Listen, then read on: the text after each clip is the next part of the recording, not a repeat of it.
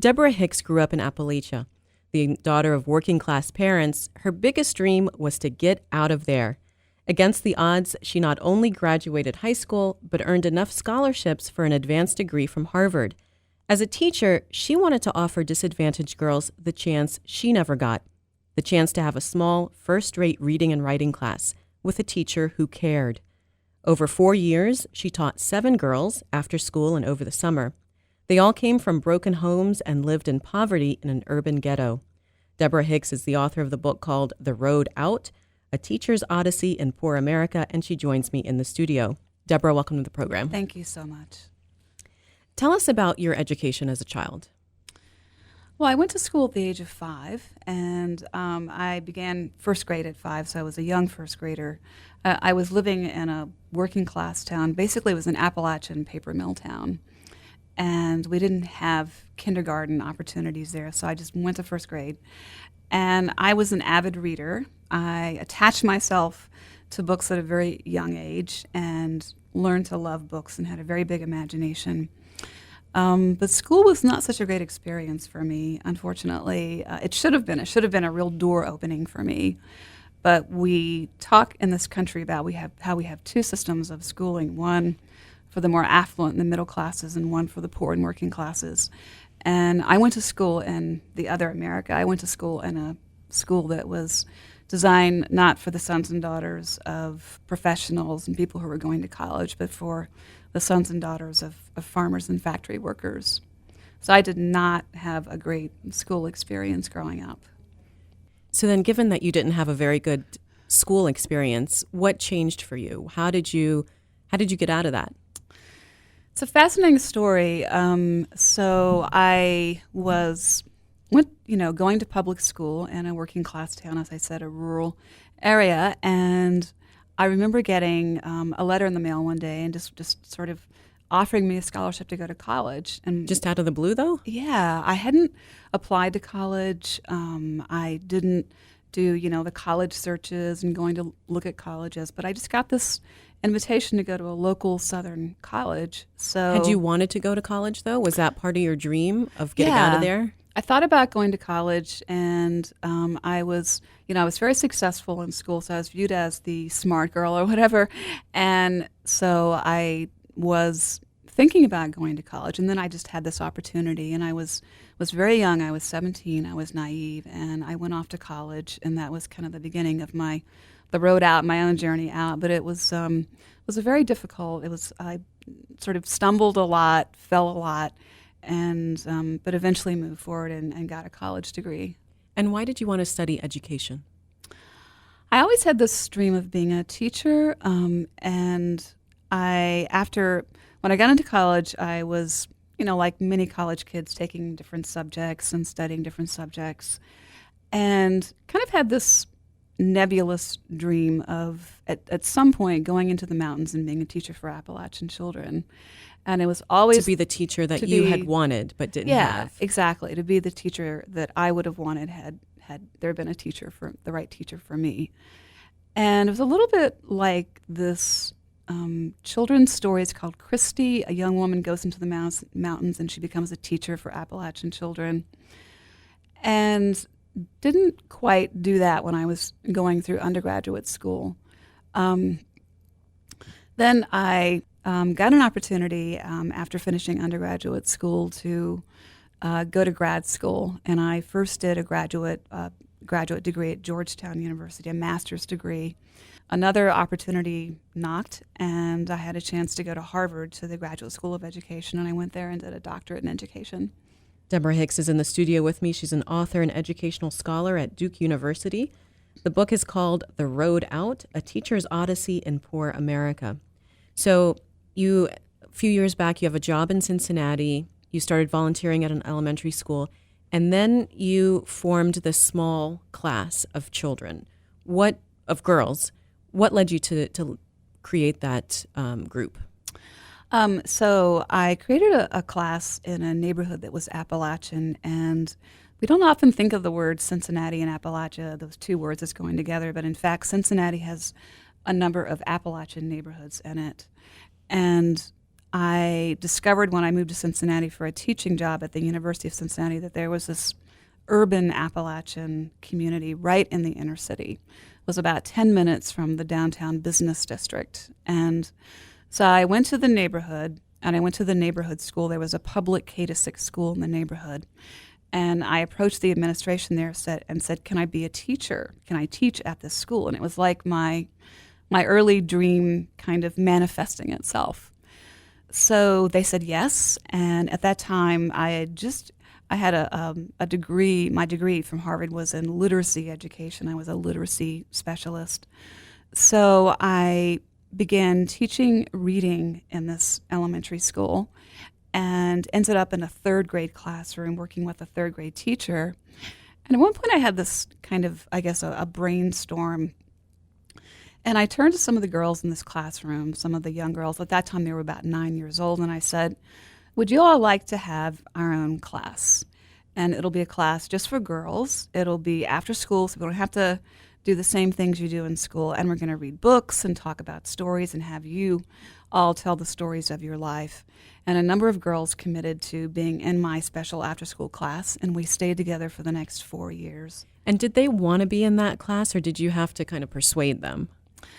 Initially, it was a little bit of a selling act. I mean, I had to sort of say, we're going to have fun. We're going to be eating snacks and different stuff, and we're going to be reading fun books. But initially, it was a bit of a kind of marketing thing to get them to join my class. And Deborah, what was your goal in creating that class? So my goal was, when I grew up, I was a precocious reader, but I never had a class where I could read books and write creative stories and just do really high-level work that you would expect in a class for the gifted. So as I was brainstorming and creating this class, what I had in my mind was I was going to create a class for the gifted, even though this was a very poor neighborhood, and many of my students would have been considered remedial learners just by virtue of their Because reading. these girls were not gifted in the sense that we use that term. Yeah, they had trouble. Some had trouble reading. Not all. I mean, there were some very precocious and very advanced readers, but some had difficulty reading. But I decided to aim very high and to create essentially a class that would have been a class for the gifted. You start with a girl named Blair. Tell us about her. When I first saw Blair, I first saw her when she was in second grade, actually. And at that time, she was 8 years old. She was very tiny, very thin. She looked a little bit, I would say, unwell. I mean, if you could imagine almost like a Life magazine picture of an Appalachian girl, she would have looked like that. She looked like a child who was poor. She was born with crack in her system. She was born with drugs in her system, and she was born premature. So her mom had a drug and alcohol problem. And in fact, her mom had 10 children and was not able to keep any of her children. So Grandma Lily, who was Blair's grandma, raised Blair and a number of other children born to Blair's mom, her biological mom. So Blair was a really good reader, and to your surprise, you found that she really liked Stephen King novels. Yeah, she was a precocious reader, and at the age of 9, I began to realize that she was into horror fiction, and at one point she had this kind of journal entry, and she wrote things about herself. I love the color blue, I love blue teddy bears, I love blue Beanie Babies, and then she said, and my favorite book is Rose Madder by Stephen King. So I went to get a copy of Rose Madder myself. First of all, it was a 420-page novel. And it's really scary. It's really gory. It's very graphic. There are scenes where, I mean, it's the basic story is a woman named Rose is being pursued by her ex-husband, who's this psychopath. And as he's chasing her, he's sort of strewing this trail of horror and gore and blood, killing people along the way. It's very, very graphic. What's the appeal to such a young girl? That was the question I asked myself for the entire first year of my class. Why are these little tiny girls, these 8 and 9-year-old girls into Stephen King and horror fiction? And I do think that part of it is what I've came to realize was that there was an element of escape. I mean, a lot of us do enjoy reading escapist fiction, and certainly I like that. And because I'm not a real horror fiction fan myself, but as I became more of a horror fiction fan, I began reading Stephen King and seeing these books are page turners. They're escapist. And they're kind of fun in the way a roller coaster is fun. You can get on, have a thrill, and then get off, and you're still safe.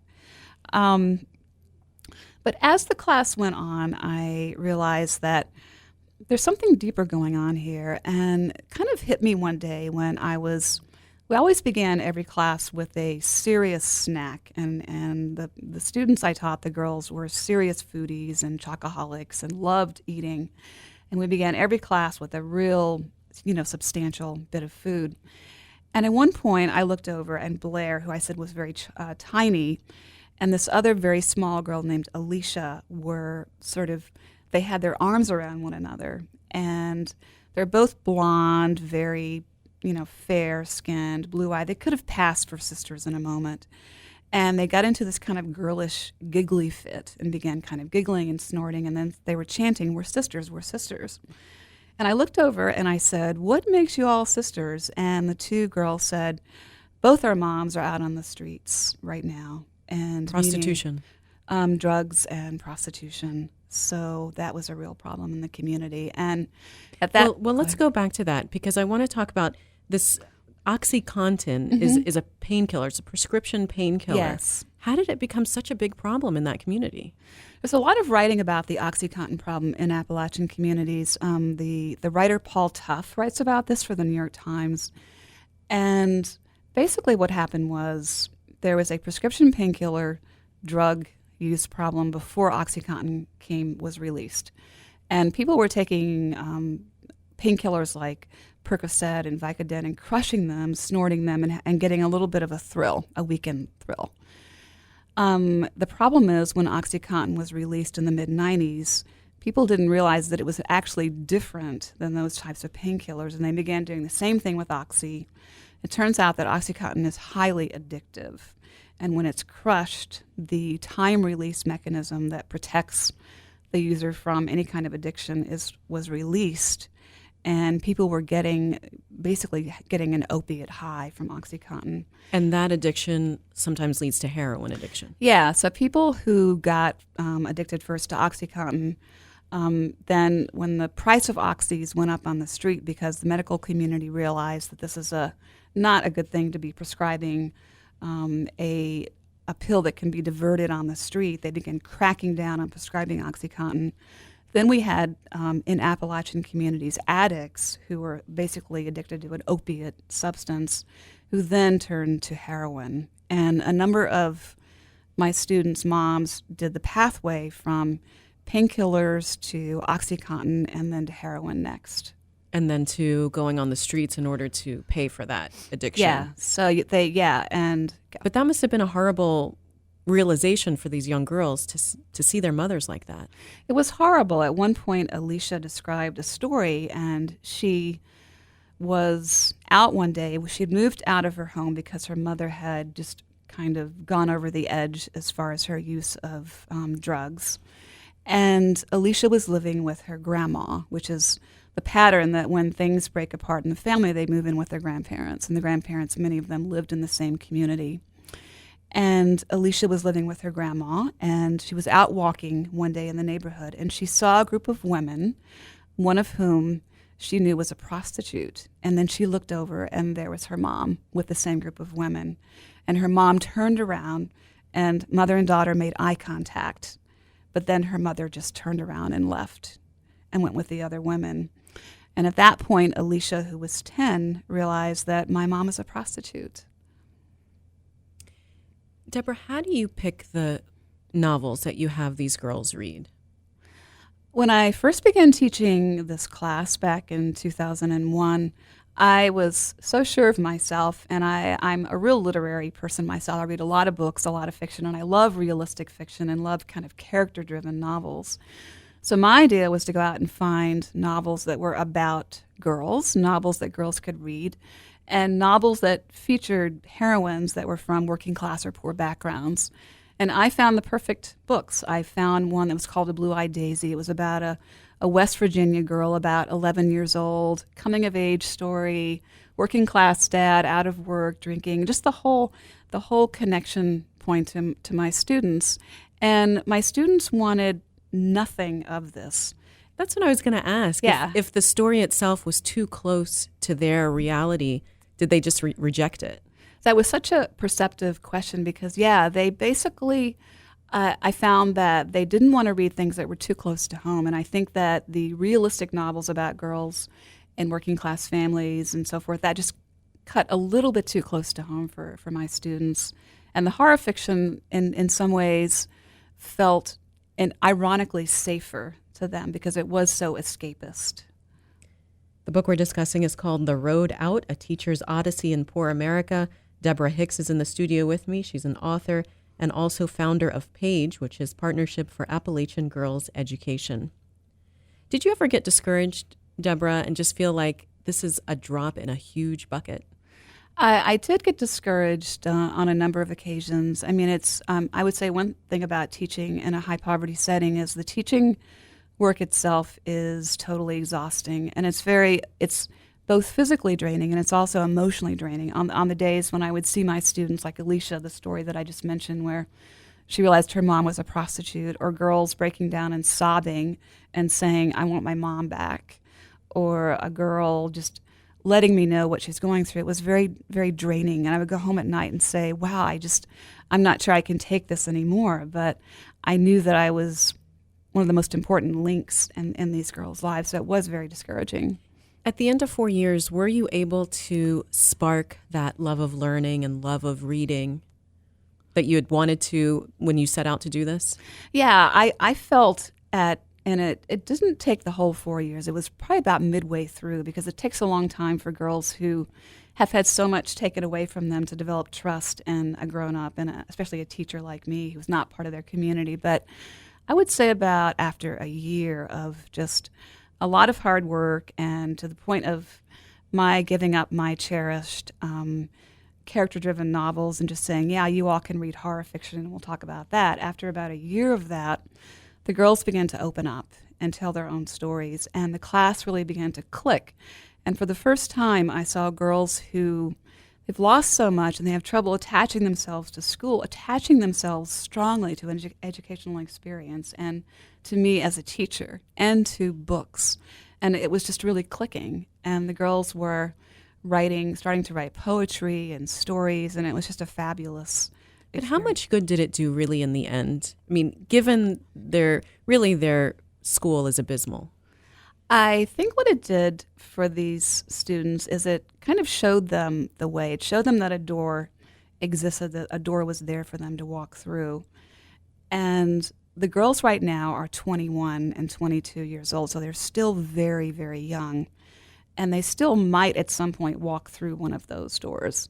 As yet, most of them have not. No one has gone on to college like I did. So to be honest, I was a little discouraged about that. Yeah, At age 20, only 3 had high school diplomas. Right. That's less than half of the group. Yeah, I think a couple of things explain that for me. One of the factors is that I left. And I was kind of the glue holding things together for these 7 girls. They saw me as a mentor, as a role model, and as a kind of lead teacher.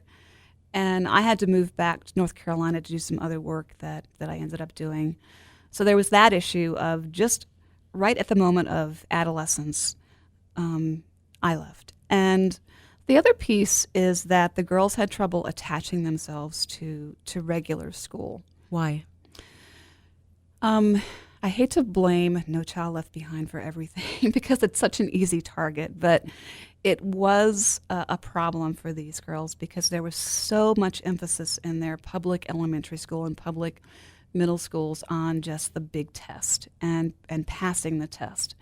As an example of that, one of my students, former students, Elizabeth, who is now 21 years old, never finished high school because she couldn't pass one test, her science test. Everything else was set. So I did notice that math and science was a little bit difficult. yeah, But couldn't we do something about that? I mean, maybe tutors or something? yeah. I mean, the kind of class that I created that was a very intimate, small class and was supportive, that could happen in any subject, but you've got to have money for that. You have to have funding, and public elementary school and public middle school and high school funding for poor neighborhoods is just very limited, and it's getting to be even more limited in this day and age. Tell us about Elizabeth. You just mentioned her. Elizabeth was a very challenging student for me. She was, as we say in working class culture, she would get in your face. And her favorite word for about a year was the word boring, and that was probably on the mild side of what I can say in a radio interview. She did not like reading, did not like books. Every book was boring, and made fun of me for about a year. And I think she was just... But she kept coming. She kept coming, and it was very obvious that the class was very important to Elizabeth, and that her friends were very important to her. Elizabeth was looking for someone to love her, and she grew up in a very big family with a lot of issues, a lot of poverty, severe poverty, a very strict dad, and she wanted to find someone to care for her, to love her. It was very difficult for her to trust a teacher and place her trust in me, and difficult even when she did enjoy some of the novels that I brought in, to admit that she was enjoying them. And finally she did, and it was wonderful to watch her. So what is she doing now? Elizabeth is struggling. She just had a baby, and all my students, former students except two, now have babies. And she had a baby who was born premature, so she's definitely struggling. She's working service industry jobs. She very, very much wants to get a high school degree, but this one, as I mentioned, this one test in science was holding her back. The book we're discussing is called The Road Out, A Teacher's Odyssey in Poor America. Deborah Hicks is the author, and she's in the studio with me. Did they see a connection between education and improving their situation in life? Absolutely. And every single one of my students, even though all were facing the most difficult, just bone-crushing obstacles you can imagine, the loss of their moms, poverty, just almost a true life horror fiction situation. Almost every girl said she wanted an education. Every single girl wanted to finish high school, and every single one said that she wanted to go to college. So but it seemed like they gave up so easily. They're like, yeah, I'm not into school. Yeah, I'm just going to skip. I'm just going to drop out. It's just they're up against so much. I mean, that's one thing I realized as a teacher, is that if one of us as an adult had a traumatic situation, you turned around one day and your mom was gone, or you turned around and something else just horrific was happening to you in your life, it's tough to just get up the next morning and go to school and be, a great success. And so, I mean, yeah, I would have loved for each of these girls to stay in school and finish high school and go to college, but given what they were up against, I'm happy that 3 of them did finish high school, one with a baby, whom she had at age 16, and they have persevered in the ways that they could. So looking back now, Deborah, given that you spent 4 years of your life devoted to these 7 girls, do you feel like it was worth it? I think it was life-changing for me and life-changing for them. And I've often asked the girls, and I, created a Facebook page recently and said, would you like to put a quote on there? And they wanted to put quotes like, this experience changed my life. But when I ask them how it changed their life, they have trouble articulating that. So it's a little fuzzy for them. But I think they have a sense that this class opened some doors for them. For me, it taught me how to be a teacher. I learned how to listen to my students. I learned how to give up my own preconceptions about what, real literature was and allow girls to read horror fiction. And I learned to be a much better teacher. Tell us about this organization that you founded. It's called PAGE. It stands for Partnership for Appalachian Girls Education. And as I was doing the Cincinnati class, I realized this is what I want to do when I grow up. This is my life's work. But I am from North Carolina. I grew up in a small mountain town in a town called Roslyn, which is near Asheville. And I had this vision of going back and working with rural Appalachian girls and offering more educational opportunity for rural girls. So I pretty much I had a job in Cincinnati, a day job teaching at the university, and I quit my job against all the advice of my friends and colleagues and just up and quit after some real soul searching. Came back to North Carolina, which is my native soil, and founded an organization called PAGE. And this serves girls in rural Appalachian communities in North Carolina. We're focused right now in a county called Madison County, which is near East Tennessee. How is it funded? It's funded largely through Deborah Hicks's intrepid and constant fundraising efforts. Unfortunately, I've had to kind of back away from being a hands-on teacher, and I've become what's called a social entrepreneur, which means I pretty much work constantly and try to raise money constantly. And a lot of private donations come in that help support PAGE, as well as corporate donations, grants, and so forth. And the mission is what?